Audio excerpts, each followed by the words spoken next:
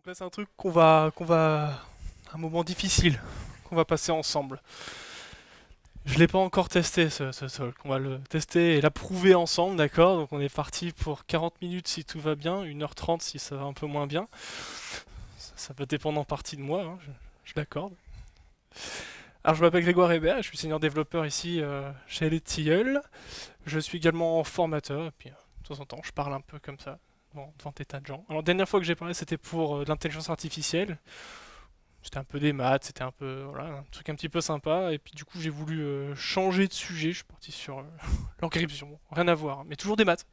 Bon, j'aime bien me poser des questions puis voir comment ça marche derrière. C'est un truc que j'utilise tout le temps, tous les jours. Et puis bah, à un moment donné, je me pose quand même la question comment ça marche derrière? Est-ce que je peux faire confiance? Alors, est-ce que c'est quelque chose qui est réalisable? Est-ce que c'est quelque chose de fiable, l'end-to-end encryption? Donc, qu'est-ce qu'on va voir derrière? C'est quoi l'end-to-end encryption pour vous? De manière générale, pour moi, l'end-to-end encryption, c'est bah, d'avoir un message qui passe d'un endroit jusqu'à un autre et personne d'autre que la personne à qui c'était destiné ne puisse le lire. Donc là, c'est d'avoir de la sécurité vraiment de bout en bout. Est-ce que c'est réalisable? Est-ce que c'est fiable? Bah oui, c'est possible. Je vous remercie.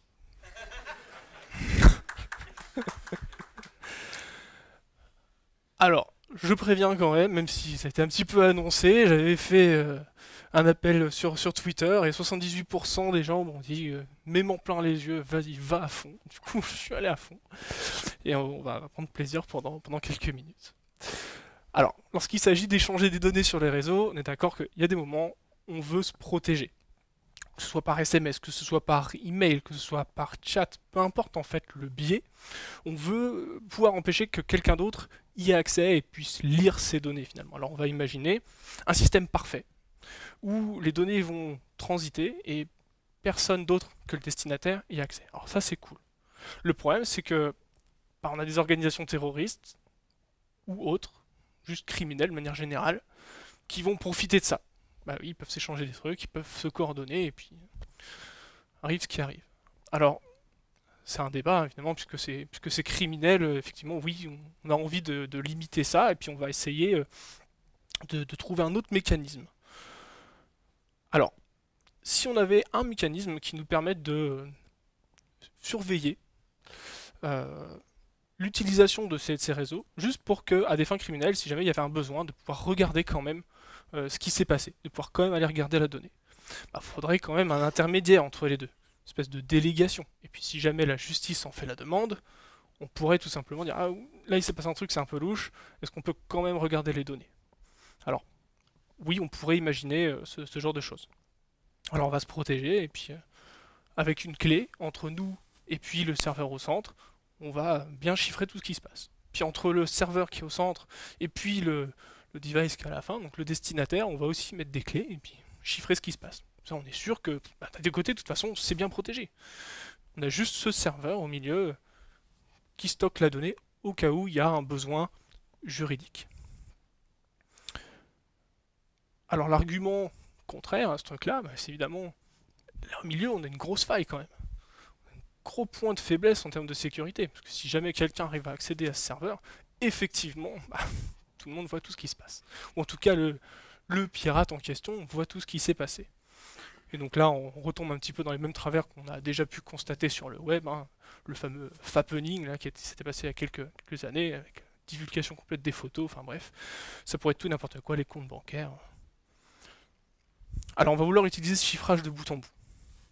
Il y a déjà des outils qui le font, hein, des WhatsApp, Signal, Messenger, tous ces trucs-là, ça met déjà en place le chiffrage de bout en bout et peut protéger vos conversations. Alors attention par contre, petit point sur Messenger, il faut l'activer, c'est pas fait par défaut. Il y a une petite option, si vous voulez le cadenas, c'est que c'est bon. Et il reste un dernier point de vulnérabilité, avant de rentrer un peu plus dans le détail. À votre avis, c'est quoi? C'est ça, c'est la personne, c'est finalement c'est les bouts, les devices. Je pique le téléphone de quelqu'un, je prends son doigt, je le force sur le tactile, c'est bon, j'ai accès à tous ses mails, ses photos. Donc il reste quand même des points de faiblesse. Bon, c'est pas cela qu'on va regarder ce soir, c'est plutôt ce qui se passe entre les deux. Alors, on va se concentrer sur TLS. parce qu'on fait du web, qui n'a jamais entendu parler de ne serait-ce que le mot TLS? Un levé, tout le monde. Cool. Qui n'a jamais entendu parler de SSL? Cool. Ça me rassure. Merci. Donc TLS, c'est pour Transport Layer Security, et le précédent, c'était Secure Socket Layer. Alors TLS, c'est assez récent, voilà un peu la liste des versions. Donc on n'utilise plus SSL puisque c'est considéré comme non sécurisé maintenant. On est sur la version TLS 1.3.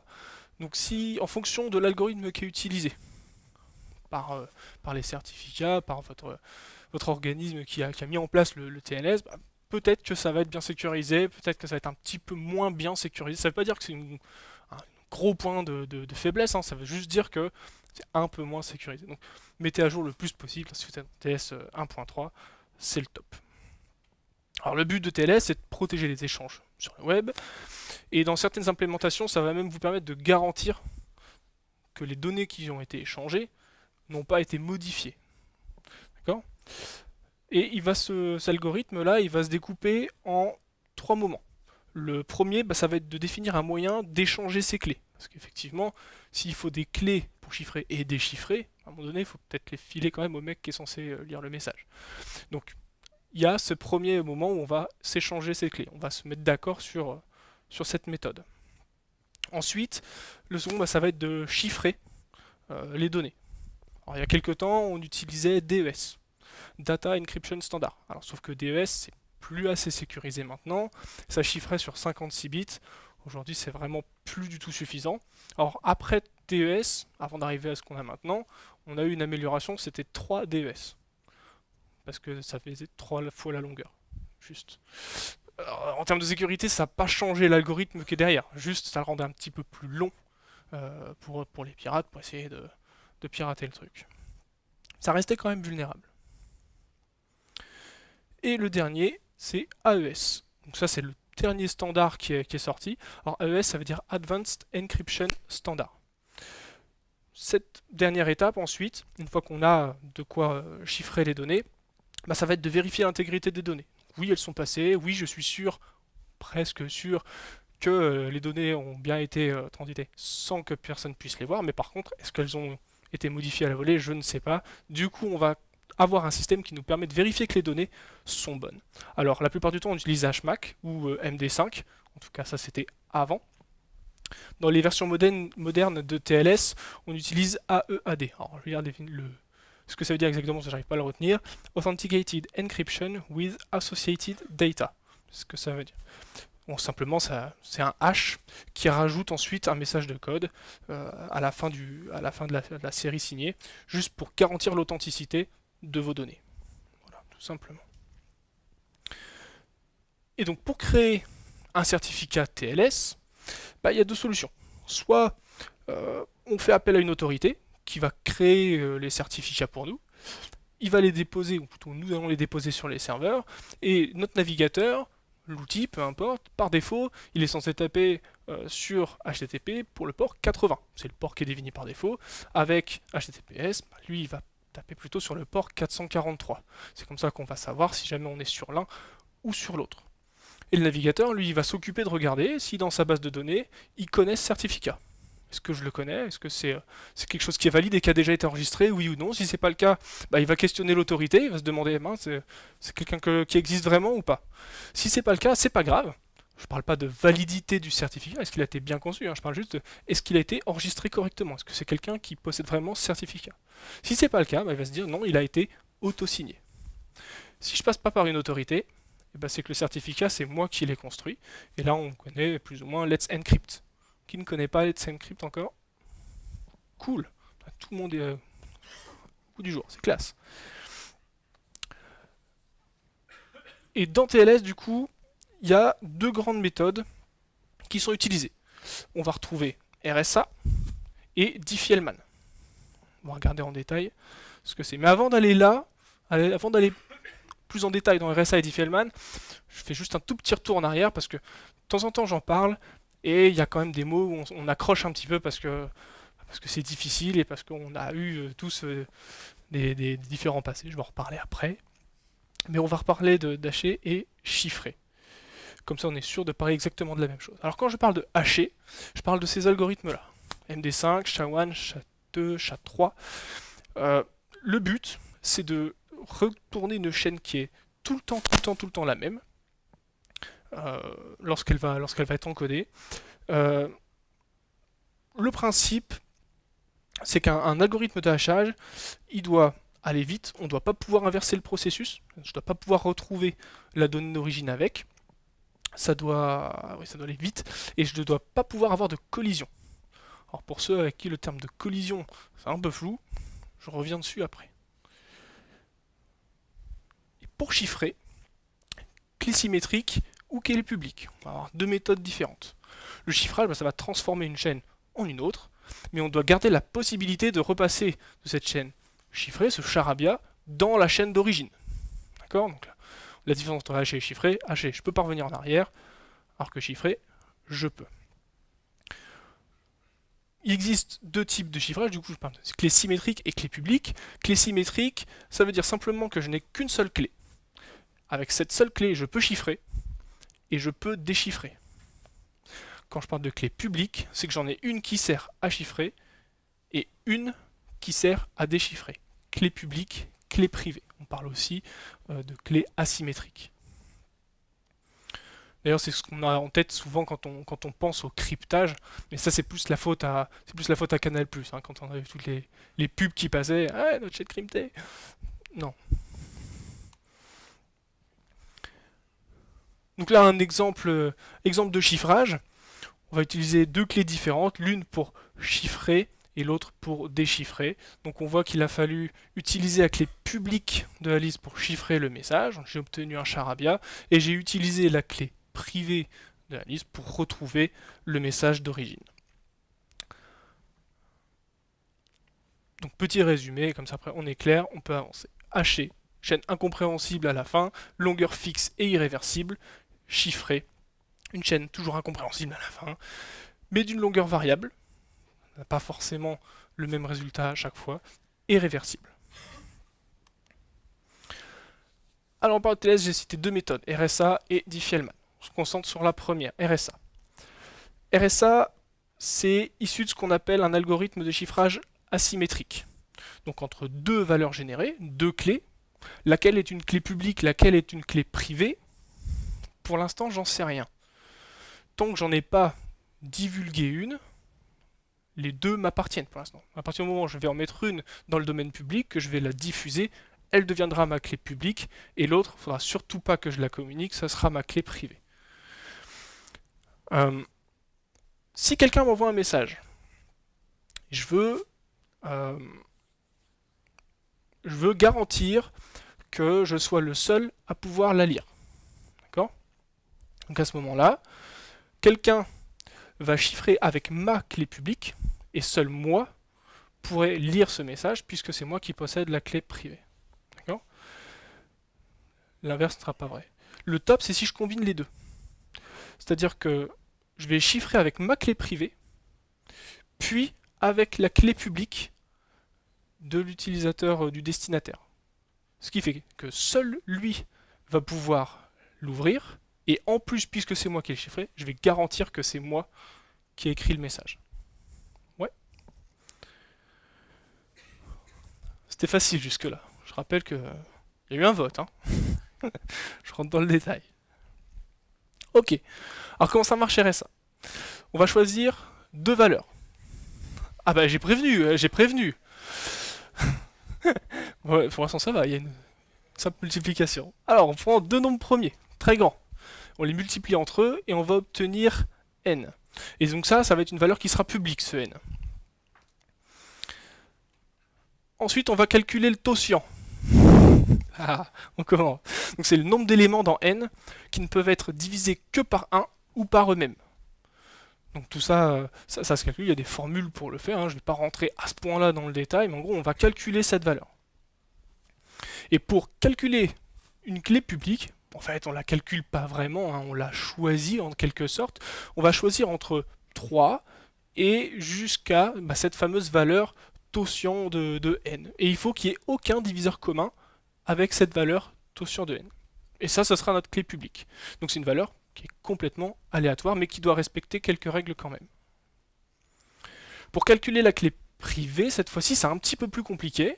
Il y a un algorithme un peu plus avancé, c'est l'algorithme Euclide étendu. Pour le vérifier, une fois qu'on aura appliqué cet algorithme, pour être sûr que cette clé peut être utilisée comme une clé privée, il faut que ça garantisse cette formule-là. Que si je multiplie la valeur de cette clé privée par ma clé publique, que je le passe modulo le taution, je dois avoir un résultat de 1. Et c'est cette formule qui va garantir qu'effectivement, je vais pouvoir mathématiquement faire l'opération inverse lorsque je vais entre chiffrer et déchiffrer mes valeurs. Alors, je vais donner un exemple, ça va peut-être éclaircir un petit peu certains esprits. P11 et Q13, voilà, deux premières valeurs, volontairement petites. Normalement, c'est le nombre premier très grand, minimum 2000 bits. La valeur de n, c'est P multiplié par Q, donc 143. Et le taution, ce sera 120. Donc voilà les valeurs si on avait fait le calcul. Pour une clé publique, je vais choisir 7. Alors évidemment, on aurait pu choisir n'importe quelle valeur, mais celle-ci répond aux critères. C'est plus grand que 3, c'est plus petit que 120, et il a le seul diviseur commun à 1 avec le taution. Et bien ma clé privée, si je suis l'algorithme, c'est 103. Alors on peut le prouver, hein. Il suffit de faire le calcul. On va faire 7 par 103, modulo 120, 721 modulo 120, on obtient 1. Effectivement, on a validé que la valeur que j'avais obtenue était bonne. Et que je vais pouvoir ensuite faire le calcul inverse. Alors le calcul inverse, il est là, hein, il est sur la droite de votre écran. Notre message M, il a une valeur numérique de 9. Parce que j'ai fait le calcul, j'ai fait la conversion de ma chaîne, et j'ai obtenu 9. Lorsque je vais encoder, je vais appliquer avec les valeurs que j'ai obtenues sur la gauche la formule que vous voyez. Donc c'est le message puissance E, donc la clé publique, modulo N, qu'on a vu avant, qui était notre clé publique. Et pour décoder, je peux reprendre le message encodé, du coup, c'est le C qui est là, puissance, donc D, la clé privée, modulo N à nouveau, et j'obtiens la valeur de départ. Ça va? Ok. Les avantages et les inconvénients. Alors, le gros avantage, c'est que mathématiquement, tant qu'on n'a pas trouvé un moyen de revenir en arrière avec la multiplication, la toute première, je reviens juste ici, alors le P multiplié par Q. Ici, nous, on va choisir des nombres premiers extrêmement grands. Alors, il y a des méthodes pour retrouver les valeurs initiales d'un multiple. Mais là, sur des nombres premiers, c'est très compliqué. Et tant qu'on n'a pas une méthode, un moyen de revenir en arrière à partir de ce nombre qui est public, ce fameux n, tant que j'ai pas un moyen de deviner, de retrouver les deux valeurs d'origine, on est protégé. Par contre, pour que ça fonctionne, faut quand même qu'on les donne, ces informations. Et à un moment donné, ce côté public, il faut quand même la donner au destinataire. Et ça, c'est un premier point faible. Donc il faut trouver un moyen de nous échanger ces données-là. Et du coup, c'est là que Diffie-Hellman, la méthode, va nous aider. Alors le nom est un peu trompeur, parce que ça s'appelle le Key Exchange de Diffie-Hellman, mais on ne partage pas vraiment les données. En fait, on va plutôt combiner des données entre elles pour obtenir à la fin une valeur commune entre les deux personnes qui discutent. Alors pour appréhender la suite, voilà, partie simple. L'analogie la plus fréquente, c'est celle de la peinture. Pourquoi? Parce que lorsqu'on va mélanger différentes couleurs, évidemment on va en obtenir une autre, et c'est très difficile à partir de cette nouvelle couleur de se dire ah bah oui, c'était autant de jaune et autant de bleu, et ça m'a donné autant de... C'est très difficile. Pas impossible, il y a peut-être des gens qui ont un œil expert et qui sauraient le faire, mais enfin, très difficile.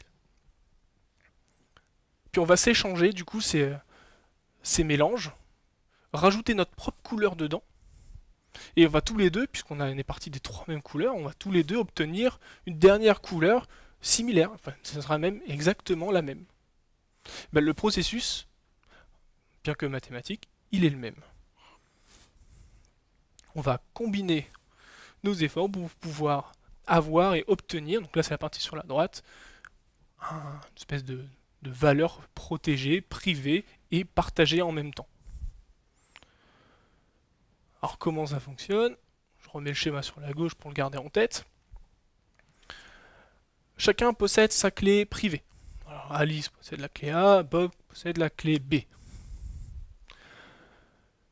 On a les valeurs G et N en haut, ce sont des valeurs qui sont complètement connues du public. Donc G, c'est la méthode d'échange, ça va être un générateur, c'est une fonction mathématique, et N, ça va être la valeur publique qu'on aura trouvée au départ. C'est une valeur complètement aléatoire, un nombre premier très grand, qui est dans le public.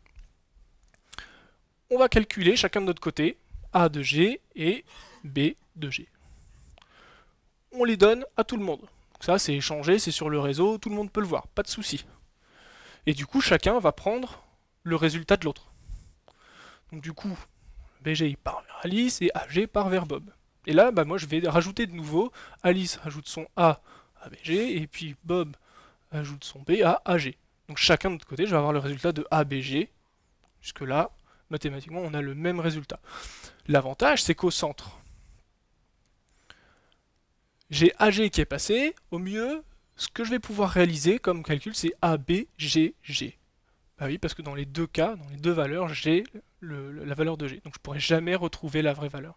C'est là la puissance de l'échange de Diffie-Hellman. Alors les maths derrière.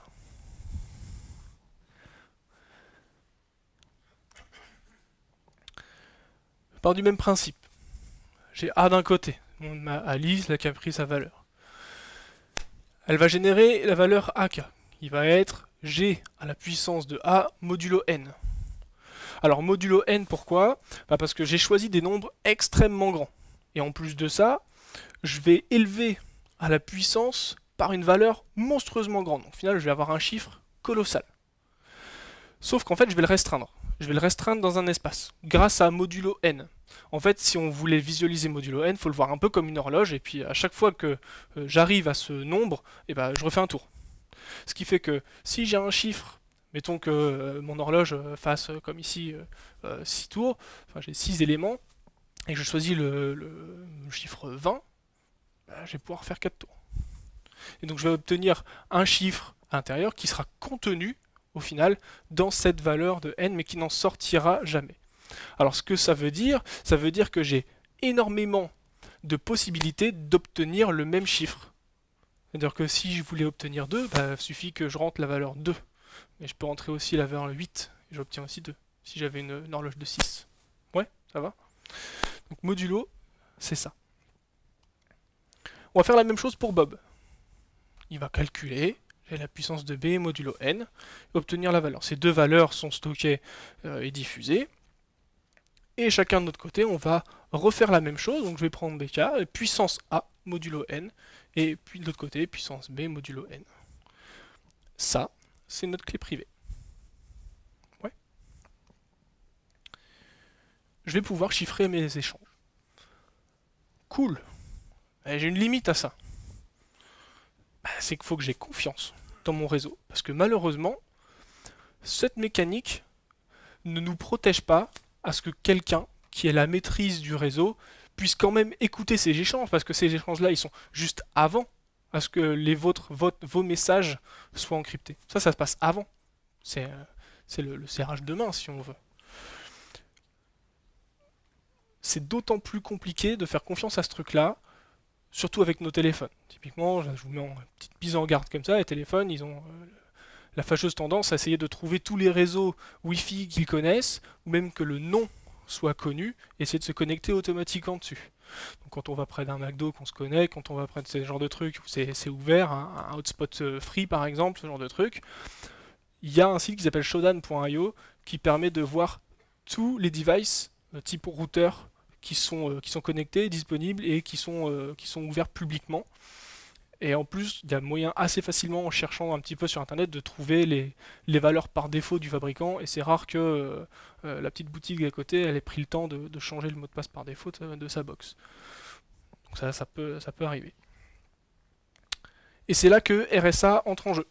Puisqu'il n'est pas possible de décoder un message chiffré avec la clé publique uniquement, avec la clé privée, pardon, et la clé publique associée, le serveur va utiliser ça. Et donc en fait, on va mélanger ces deux principes-là. RSA pour protéger les échanges, plus Diffie-Hellman pour avoir un moyen d'avoir une clé commune sans la divulguer. Alors il y a toujours un risque, mais ça reste les devices évidemment. Puis il y a toujours quelques micro-risques, mais je vais en parler après. Il y a même certains algorithmes qui pourraient être vraiment attaqués. Cette fameuse clé là, il la renouvelle tous les 2-3 échanges, voire même tous les échanges. Alors c'est un peu coûteux, mais au moins on est sûr que personne puisse intercepter quoi que ce soit. La dernière partie, c'est le hash. Alors parce que maintenant, je peux protéger mes données, et j'ai un moyen simple et efficace en 3 passes d'échanger les fameuses clés pour me protéger. Maintenant, je vais aussi garantir que les données que j'ai filées, elles n'aient pas changé. Donc du coup, là, ce que je vais faire, c'est que je vais calculer un hash des données, et puis je vais comparer. Alors tout le monde connaît SHA-1, évidemment. Et ce qui est amusant, c'est que ça s'appelle Secure Hashing Algorithm, sauf qu'il est plus secure du tout. Si vous l'utilisez encore pour chiffrer des trucs, arrêtez. Arrêtez, c'est plus la peine. Alors en 2005, il y a des chercheurs qui se sont amusés. Il fallait quand même jusqu'à 2,7 milliards d'euros en matos pour réussir ne serait-ce qu'à faire une collision dessus. On pouvait y aller. C'était une attaque, mais enfin c'était une attaque théorique. En 2015, donc c'est assez récent, les cartes graphiques elles s'améliorent. On a tous envie d'avoir un jeu vidéo de ouf, avec des graphismes de ouf, mais du coup les machines, elles s'améliorent. Du coup en 2015, ça devient beaucoup plus facile, puisque maintenant avec juste 120 000 euros en matériel, on peut commencer à s'amuser à faire des collisions. Donc là ça devient tout de suite du domaine du possible pour une bonne organisation, alors pour un État j'en parle même pas. Et très récemment, 2017 et 2019, en 2017 c'était juste, hein, SHA-1 il est dans les cordes à cause d'une méthode particulière que je vais décrire juste après, et en 2019, là très récemment, c'était il y a peut-être un mois ou deux, je sais plus, vraiment très récemment, là c'est un chaos complet puisque la technique a été améliorée, et avec quelques GTX 970, donc c'est pas non plus des grosses cartes graphiques, 11 000 $, on sait créer une collision. Il y a des ressources sur internet, vous verrez à la fin. J'ai des sources qui vont bien pour ça. Donc avec un temps et un budget raisonnable, on est capable de produire une collision. Alors, comment? Il faut d'abord comprendre un peu comment fonctionne RSA. Donc c'est un algorithme qui prend n'importe quelle chaîne et qui en fait une sortie de 160 bits. D'accord? Et il va prendre systématiquement 512 bits en entrée et les compresser.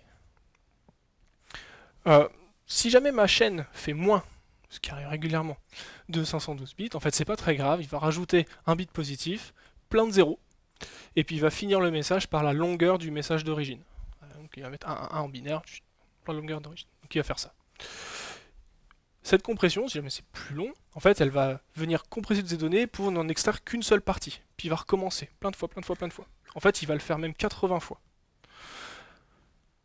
Alors pour ceux qui ont l'œil, donc là j'ai un exemple, si je veux encoder la chaîne moment, qui fait que 6 bytes, pardon, donc 48 bits, du coup ça va me donner cette longue chaîne, donc je suis censé avoir 160 bits, sauf qu'en fait là ici, pour ceux qui ont l'œil vif, j'ai donné 40, en fait c'est simplement les implémentations doublent la longueur de la chaîne que l'on voit. Et en plus, elle est en hexadécimal et pas en binaire.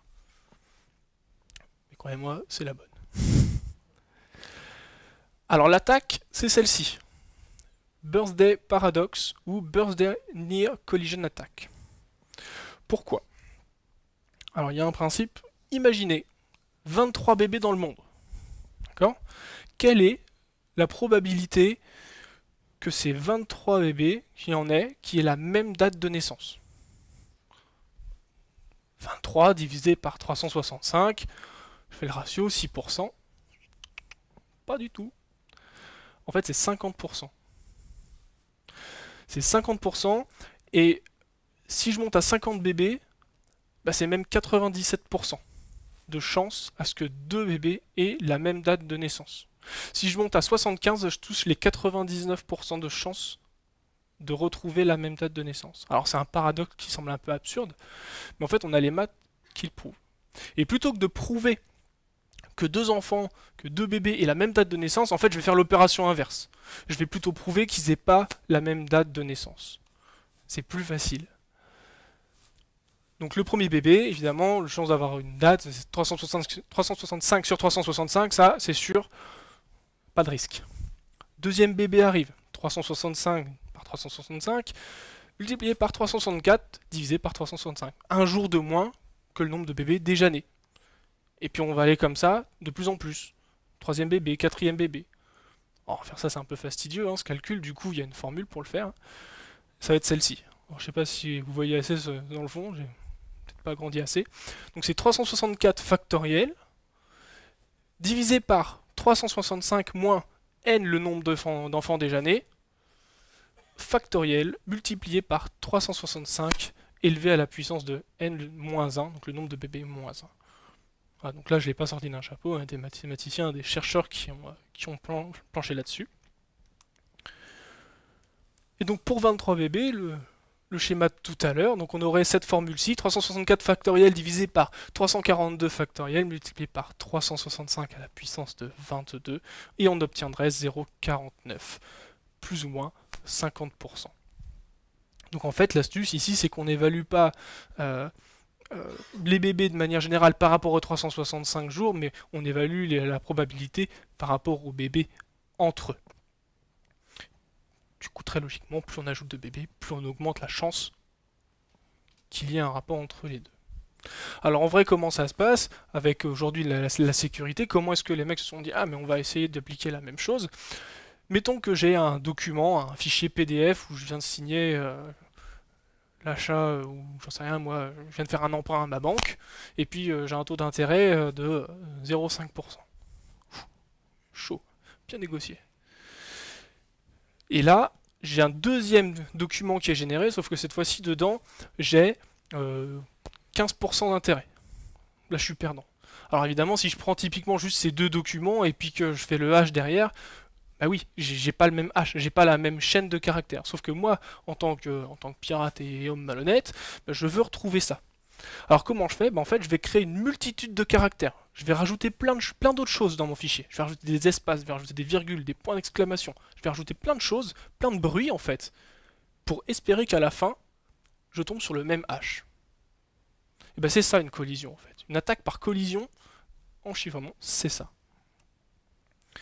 Et donc éventuellement, je pourrais me retrouver avec ma banque qui me dit bah non, regardez, c'est bien la bonne signature, électroniquement vous avez signé ça, et puis c'est bien 15%, c'est vous. Je pourrais me faire avoir. Et donc MD5 et SHA-1, c'est foutu, faut plus utiliser. Alors SHA-1 c'est 160 bits, et initialement la probabilité de collision bah, c'était 1 puissance 280, mais avec la technique des bébés là, en fait on passe à 2 puissance 60. Alors ça, pour se donner un petit peu un ordre d'idée, juste avant c'était si on devait faire une espèce de brute force, c'était peut-être 2,7 millions d'années pour réussir à le casser. Vraiment costaud. Alors que là, bah, on voit qu'avec quelques cartes graphiques maintenant on sait le faire. Alors maintenant on a SHA-2, SHA-3 même qui sont sortis, donc on peut déjà commencer à utiliser ce truc là pour se protéger. Là c'est du 256 bits, et même avec la technique des bébés, on est encore à 2 puissance 128. Alors je sais plus si j'ai jamais été noté le résultat pour la longueur, non je l'ai plus, mais toujours est-il que c'est considérablement grand, et ça c'est le 2 puissance 128, c'est que pour le 256 bits, le SHA-2 vous pouvez le configurer pour l'utiliser en 512 bits. Vous êtes tranquille. Alors, malgré tout, ça reste une histoire de longueur, plus qu'autre chose, plus que de technique algorithmique. Donc on va essayer de trouver d'autres moyens, des moyens plus sûrs encore que cela. Et les derniers algorithmes, ils utilisent ce qu'on appelle un SP network. Alors un SP network, c'est pour dire substitution, permutation, network. Alors, vous en connaissez au moins un qui fait de la substitution, il est très connu, Enigma. Enigma Machine. Son but c'était de faire de la substitution, mais de la substitution qui avait un niveau de 1 pour 1, c'est-à-dire qu'une lettre en valait une autre, mais c'est aussi vrai dans l'autre sens. A égale E, mais E égale A du coup. Et à chaque rotation, bah, on allait juste changer ces valeurs, mais c'était toujours du 1 pour 1.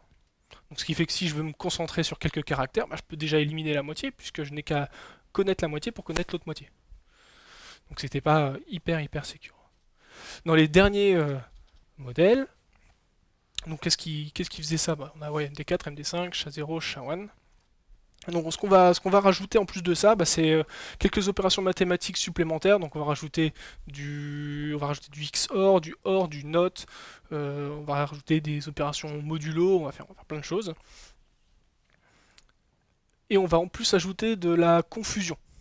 Donc cette fois-ci, bon, il peut plus revenir sur le A, il est obligé de me donner une autre valeur. Sans quoi, trop facile. Donc là on donne un peu plus de difficulté. Mais attention, parce qu'il faut que je puisse revenir en arrière. Donc il ne faut pas non plus que ce soit complètement aléatoire. Il faut que je puisse le déchiffrer ce message. Donc on va séparer notre message en différents blocs d'une certaine taille.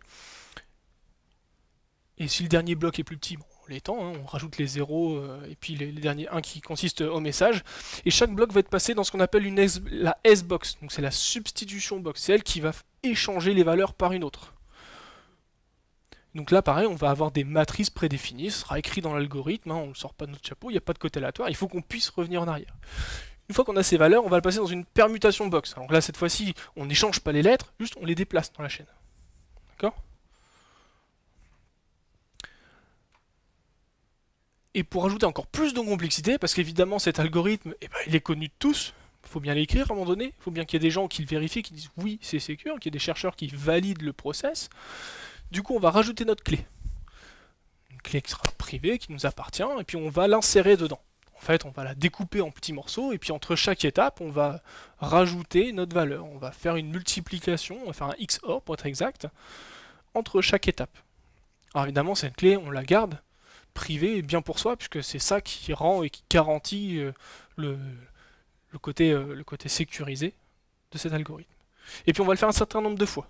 10 fois, 80 fois, ça va être en fonction de l'efficacité de chacun des tours. Plus le tour est efficace, moins on va en faire. AES, est-ce que j'ai l'exemple? Oui, AES, donc là c'est l'algorithme qui est le plus utilisé, ça couvre peut-être presque 70% du web aujourd'hui. Lui il fait entre 10 et 14 tours. Si je vais au-dessus, je vais perdre en efficacité, il va commencer à être de plus en plus lent, puis si je vais en dessous, je vais perdre en sécurité. Donc là on est sur quelque chose qui est quand même assez simple. Donc comme on est en train d'essayer d'encoder et de chiffrer des communications qui sont censées aller vite, hein, on est sur le web, on essaye de prendre le juste milieu, on n'abuse pas. On n'est pas en train de chiffrer un mot de passe, mais des communications.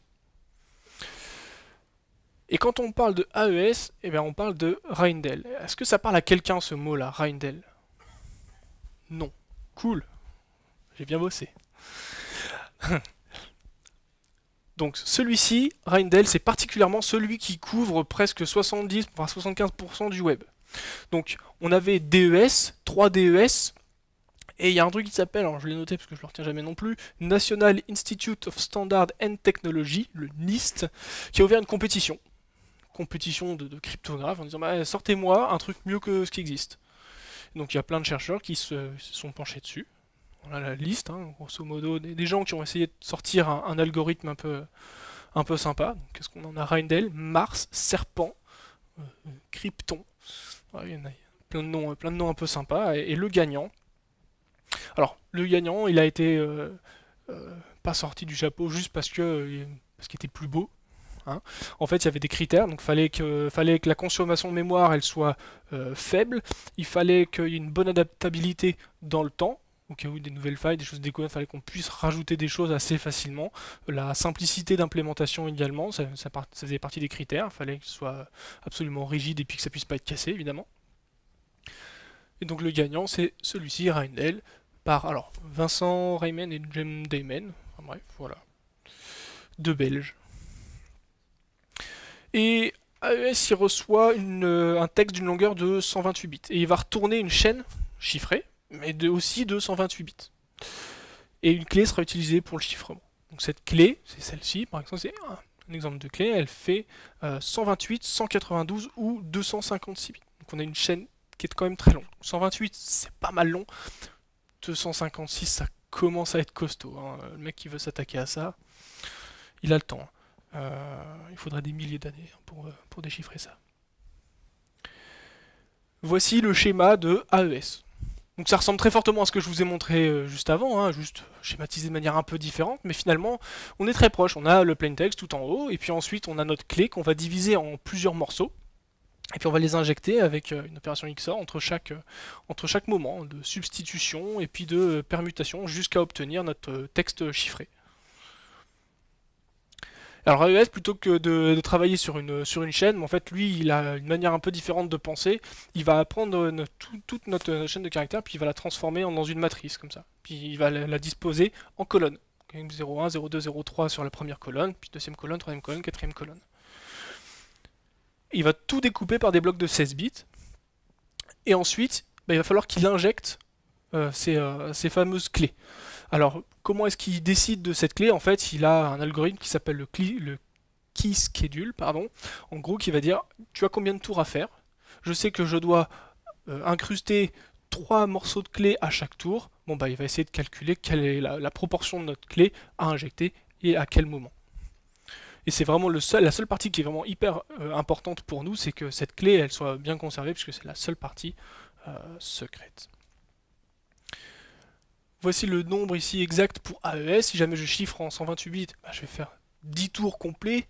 Donc ça veut dire que 10 fois de suite, je vais échanger les lettres, les bouger de place, les désorienter, et je recommence une fois. Et je fais ça 10 fois de suite. Avec 192 bits, je le fais 12 fois. Avec 256 bits, je le fais 14 fois.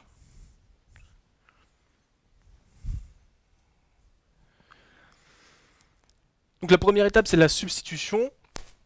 Alors la substitution, en fait, il y a une formule mathématique, on va transformer toutes ces valeurs qui nous parlent pour nous en binaire, et puis lui, il va transformer ça dans une autre valeur qui va toujours rester dans le champ de Galois, donc c'est un champ de Galois de 2 puissance 8. Alors, champ de Galois, c'est compliqué, en fait, ce que ça veut dire, c'est juste que ça ne dépassera jamais la valeur qui est là à droite, là, le 1, 1, 1, 1, 1, 1, donc en fait j'ai 8, 1, simplement en binaire. Et la valeur ne dépassera jamais ce cadre. Et cette valeur, elle est calculée, donc ça c'est la vraie, c'est avec une lookup table, donc en gros, toutes les interpolations, elles sont définies, elles sont écrites, on peut les retrouver, elles sont publiques sur Internet. Et c'est un ensemble de fonctions mathématiques qui vont s'assurer que les échanges, qui ne sont pas du coup du tout le biais d'état, ne puissent pas être des permutations entre elles et qu'une lettre ne puisse pas retomber sur elle-même. D'accord? Et puisque c'est une lookup table, puisque tout est déjà écrit, en fait ça va super vite. La seconde étape, c'est le décalage. Donc en fait, là, au début, on avait travaillé colonne par colonne. Là, cette fois-ci, on va décaler dans les rangées. Donc, en fait, on va tout décaler d'un rang sur la gauche. Ça permet de garantir que les valeurs, elles restent pas collées ensemble. Et puis, quand on va faire les permutations suivantes, on puisse pas se retrouver à un moment donné avec des morceaux de texte qui pourraient être restés à coller et puis se ressembler. Alors, j'ai un début du mot bonjour, par exemple.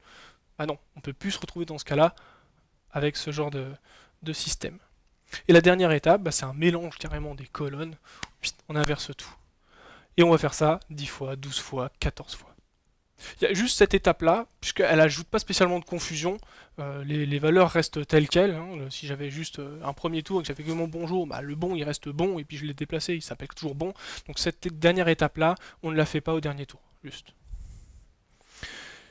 Pour ceux qui se demandent comment est-ce que je pourrais, malgré toutes ces multiplications, tous ces tours-là, jamais dépasser ce fameux 1, 1, 1, 1, donc le champ de Galois de 8, c'est comme tout à l'heure en fait, on multiplie tout ça via un modulo, alors pour ceux qui sont très très matheux, modulo de polynomial même, du coup, oui, pardon. Et du coup on est sûr et on se garantit qu'on reste dans ce champ du possible. Sur ces 128 bits. Et donc aussi, puisque tout a été écrit, donc toutes ces tables sont rédigées, on se garantit aussi qu'on va pouvoir faire l'opération inverse, avec les mêmes principes que tout à l'heure. Le gros avantage aussi qu'on a, c'est que ce machin-là, ça a été déclaré comme un standard. Donc on sait que ça a été adopté par beaucoup de monde. Le dernier encore avantage, c'est que, puisque c'est un standard, on va essayer de l'implémenter directement au niveau des CPU. Du coup, ça va très vite. Ça va tellement vite que c'est capable de chiffrer jusqu'à 10 gigabits par seconde. Et il y en a qui doivent s'en souvenir. On encrypte à cause de ça. On n'a pas le temps de réfléchir qu'on s'est déjà fait encrypter tout le disque dur.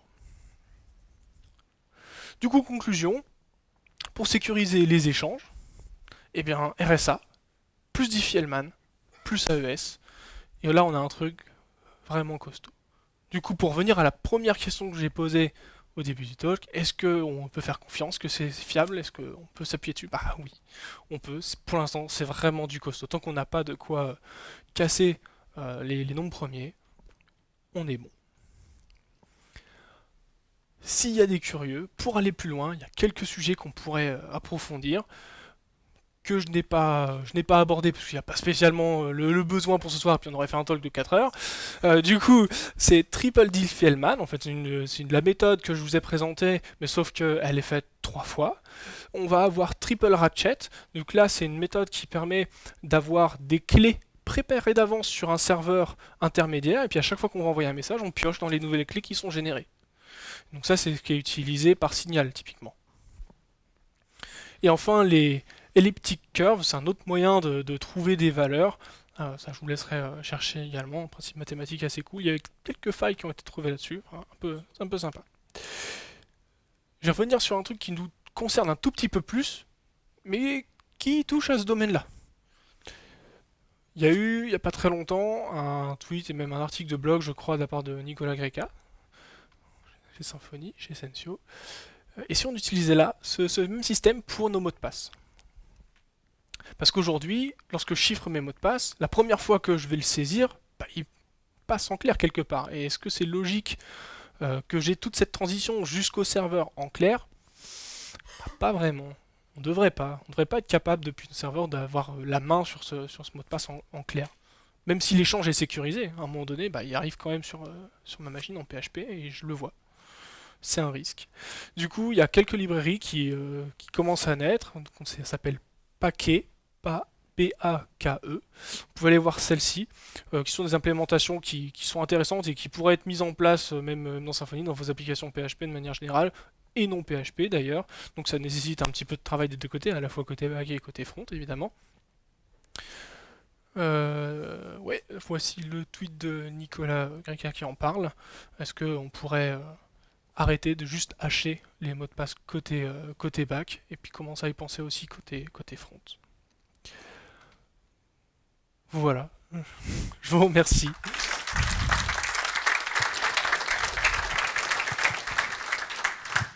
Alors, avant de passer aux questions, simplement, je mettrai les slides dispo sur le Twitter. Donc, pour tous ceux qui sont curieux, il y a tout ce qu'il faut pour retrouver les sources. Par contre, il y en a quelques-unes qui peuvent vous intéresser. Du coup, notamment l'avant-dernière ici, qui est le shamble.github.io, qui est le travail des chercheurs pour casser SHA-1. Voilà. Est-ce que vous avez des questions? Dites non, j'ai faim. Je vais attendre 5 minutes. Non? Pas de questions? Si? Une question. Peut-être une question bête, mais avec le quantique, du coup, ça va donner quoi? Avec l'ordinateur quantique et... Alors c'est compliqué, je suis pas sûr d'avoir la réponse à ça, parce que c'est vraiment très compliqué. Disons qu'avec le quantique aujourd'hui, même eux ils savent pas. En fait, ils savent faire des choses extrêmement poussées, extrêmement avancées, ils sont capables de faire des calculs avec une vitesse effarante qu'on serait pas capable aujourd'hui de faire.